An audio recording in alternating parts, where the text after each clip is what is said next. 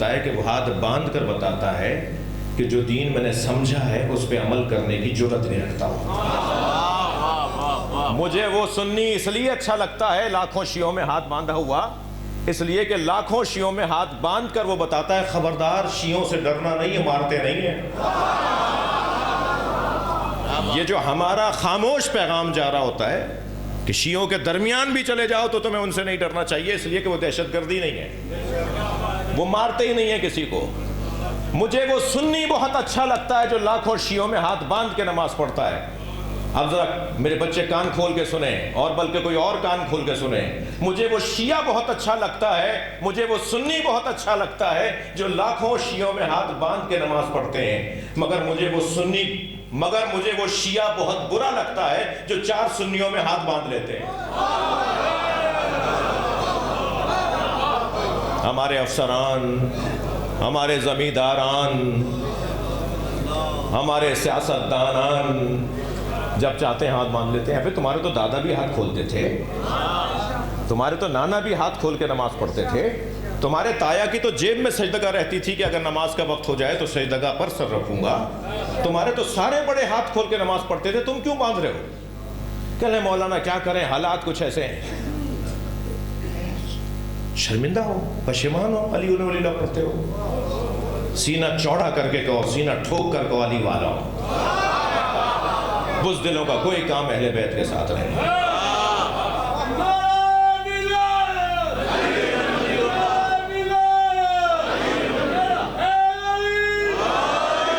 پہلا وہ شخص جو کنجوس ہو وہ اہل بیت والا نہیں ہے، دوسرا وہ شخص جو بزدل ہو والی والا نہیں ہے، تیسرے کا نام بتا دوں، تیسرا جو تنگ نظر ہو والی والا نہیں ہے،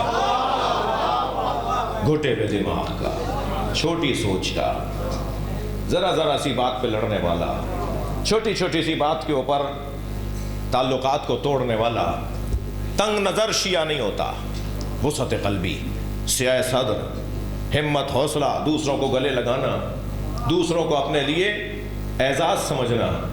وہ کوئی اور لوگ ہوں گے جن کے دروازے پہ لکھا ہوتا ہے کہ اس گھر میں اس جگہ پر فلاں فقہ والے، فلاں مسلک والے نہیں آ سکتے۔ ہم نے دروازے پہ کسی کو کھڑا نہیں کیا جو شناختی کارڈ چاہتا ہے، ہم نے کسی کو کھڑا نہیں کیا دروازے پر کہ شناختی کارڈ دیکھو یہ آنے والا کون ہے۔ ہمیں اس سے کوئی غرض ہی نہیں ہے کہ یہ کون سا کلمہ پڑھتا ہے۔ ہم نے امام بارگاہ بنائے اس لیے ہیں، مسجد امام بارگاہ، بھائی زیادہ پیسے تھے کیا؟ مسجد میں ہی مجلسیں کیوں نہیں کرتے آپ؟ مسجد کے اندر ہی میلاد کیوں نہیں کرتے آپ؟ مسجد علیحدہ بناتے ہیں، امام بارگاہ علیحدہ بناتے ہیں، زیادہ پیسے ہیں، ڈبل مائک سسٹم، ڈبل ممبر، سارا سسٹم 2 دفعہ، کیوں مسجد علیحدہ ہے امام بارگاہ علیحدہ ہے؟ اس لیے کہ مسجد میں داخل ہونے کے لیے کلمے کی ضرورت ہے۔ جی غیر مسلم داخل نہیں ہو سکتا، یہودی، عیسائی، ہندو داخل نہیں ہو سکتا، مگر امام بارگاہ حسین کا خیمہ ہے، ہر آنے والے حور کے لیے کھلا ہوا ہے۔ کوئی پابند، یہ جو آپ کی وسعت قلبی ہے نا، تھک تو نہیں رہے نا بھائی، یہ جو وسعت قلبی ہے، یہ جو سیاہ صدر ہے، یہ جو ذہن کا بڑا ہونا ہے اور کھلا ہونا ہے، یہ آپ کے مذہب کی تقویت کا ایک واحد روشن حسین منظر ہے۔ کل تک یہ امام بارگاہ بڑے بڑے تھے، آج یہ امام بارگاہ چھوٹے ہو گئے۔ جب بنے تھے تو بہت بڑا بنایا تھا، لیکن اب چھوٹے پڑ رہے ہیں۔ امام بارگاہ چھوٹا ہو گیا یا آنے والوں میں اضافہ ہو گیا؟ مسلسل بڑھتے چلے جا رہے ہیں، ہر دن خبر آ رہی ہے۔ اور میں تو آپ کا نوکر، اپنے مولا کا فقیر، اکثر میری مجلس میں 2 4 6 لوگ کھڑے ہو جاتے ہیں، ہم شیعہ ہونا چاہتے ہیں۔ اچھا میں ان سے کہتا ہوں بھائی مجھے تو بھرتی کرنی نہیں ہے، تمہارا مطلب کیا ہے یہ بتاؤ۔ تو وہ جب بات کرتے ہیں تو بات روشن ہو جاتی ہے کہ ان کا مطلب کیا ہے۔ ایک جوان جب کھڑا ہوا مجلس میں، کہنے لگا میں شیعہ ہونا چاہتا ہوں۔ میں نے کہا جی کیا مطلب ہے آپ کا؟ تو میں نے کہا جی ہم تو بہت اچھے لوگ نہیں ہیں، ہماری وجہ سے شیعہ مت ہونا۔ تو کہنے نہیں میں آپ کی وجہ سے نہیں ہو رہا۔ میں نے کہا پھر کیوں ہو رہے ہو شیعہ؟ کہنے 2 باتوں کی وجہ سے۔ میں نے کہا وہ کیا ہے 2 باتیں؟ کہنے لگا عظمت علی اور صبر حسین۔ مولا علی کے فضائل اور امام حسین کی مصیبتیں، یہ مجھے مکتب جعفری میں داخل کر رہی ہیں۔ بہت تیزی سے لوگ آگے بڑھ رہے ہیں، محفل ہے، دل کر رہا ہے کہ اپنے شعر بھی آپ کو سنا دوں۔ بسم اللہ۔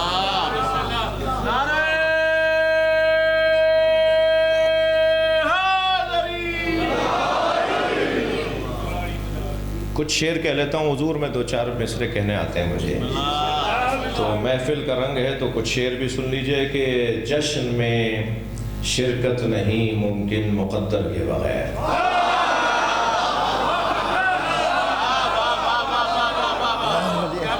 جشن میں شرکت نہیں ممکن مقدر کے بغیر۔ شعر کو شعر کے اندازی سے سنیں گے آپ۔ جشن میں شرکت نہیں ممکن مقدر کے بغیر، آ غدیری ذوق لے کر بغض حیدر کے بغیر۔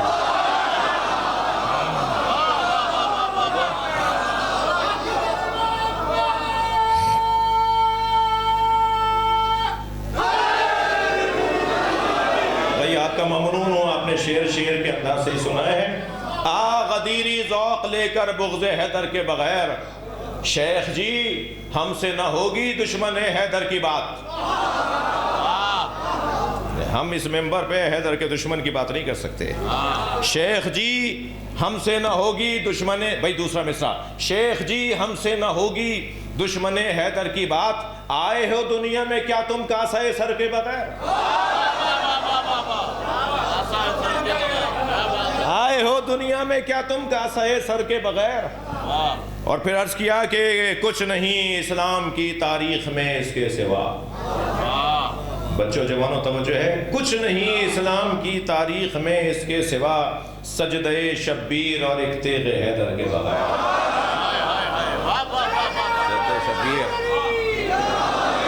سجدہ شبیر اور ایک تیغ حیدر کے بغیر۔ آپ کی توجہات اور بڑھ رہی ہیں کہ دشمن مولا کے آگے جو لیا نام علی۔ اب کیا ہوا ذرا دیکھیے، دشمن مولا کے آگے جو لیا نام علی، کاٹ دی شہرگ بھی اس کی ہم نے خنجر کے بغیر۔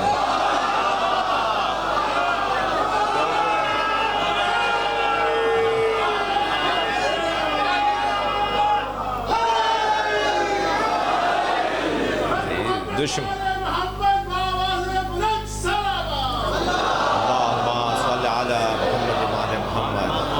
کاٹ دی شہرگ بھی اس کی ہم نے خنجر کے بغیر، مطمئن ہو جا علی کو اپنا مولا مان کر۔ مطمئن ہو جا علی کو اپنا مولا مان کر، زندگی پرکیف گزرے گی کسی ڈر کے بغیر۔ بڑی عنایت بتو، 2-3 شعر رہ گئے ہیں، آپ کی توجہات میرے ساتھ ہیں ماشاءاللہ۔ اب ایک شعر ایسا ہو گیا ہے کہ جس میں آپ کی توجہ اور چاہوں گا کہ نور کا سایہ ہمیشہ نور ہی بنتا رہا۔ سبحان اللہ۔ آپ نے کبھی غور فرمایا میرے بچوں نے سرکار کا سایہ کیوں نہیں تھا؟ نبی مکرم کا سایہ نہیں تھا، مولا علی کا سایہ نہیں تھا، ائمہ اہل بیت کے سایہ نہیں تھا۔ وہ جب چلتے تھے تو ان کا سایہ زمین پر نہیں آتا تھا۔ کبھی پھر موقع ملے اس سایے کے اوپر کہ سایہ کیوں نہیں تھا، اس کی علمی سائنسی حکمتوں کو بیان کیا جائے۔ سبحان اللہ۔ سایہ کیوں نہیں تھا نبی کا، مولا علی کا؟ سایہ اس لیے نہیں تھا کہ سایہ ہے اندھیرا، اور نور سے اندھیرا صادر نہیں ہوتا۔ سایہ اندھیرا ہے نا، آپ ابھی دیکھ لیجئے، آپ کا میرا سایہ جو میری زمین پر ہمارے پاس پڑا ہوا ہوگا وہ اندھیرا ہے، تو نور سے کبھی اندھیرا صادر ہی نہیں ہو سکتا۔ دوسری علت بتا دوں، 10-12 علتیں ہیں، بڑی حسین اس پہ بحثیں ہوئی ہیں، ذوقی گفتگو ہے جو اس وقت میں اشارتاً عرض کر رہا ہوں۔